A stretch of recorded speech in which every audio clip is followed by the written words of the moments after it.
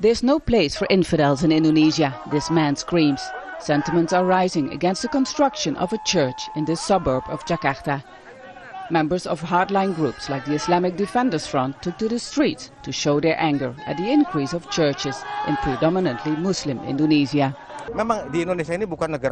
Indonesia is not an Islamic state, but it's also not a state of evil. We have rules in this country.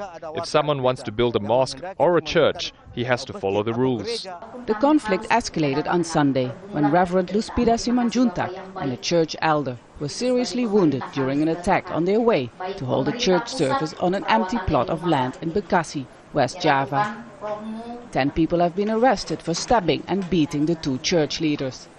The reverend makes a plea to the police to protect her congregation of 1,500 members from future attacks.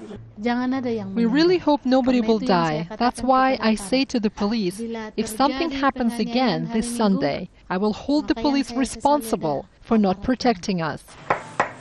At the root of the conflict lies a disputed government regulation that forces Christians and Muslims to obtain support from the community first before building a house of worship.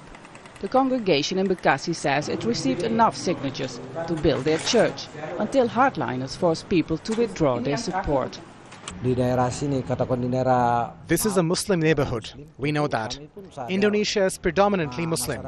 If we have to follow this regulation, how can we ever obtain a permit to build a church? To ask the government to revoke or revise the regulation, Christians together with moderate Muslims took to the streets. It's a rare sight in predominantly Muslim Indonesia. Christians are demonstrating. In a country that is proud of its tolerance and diversity, they now feel that their rights are being hampered. Not only Christians, but also a moderate Muslim majority is worried about increasing intolerance and the government's lack of action. They consider Indonesia as the place of the moderate Muslim, the seat of the smiling Islam.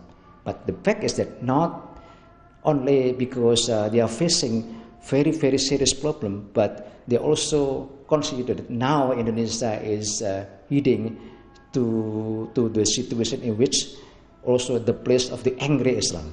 The government is urged to take firm action against hardline groups using violence, otherwise the fragile balance between different religions could lead to a more serious conflict, damaging Indonesia's famous face of tolerance and diversity.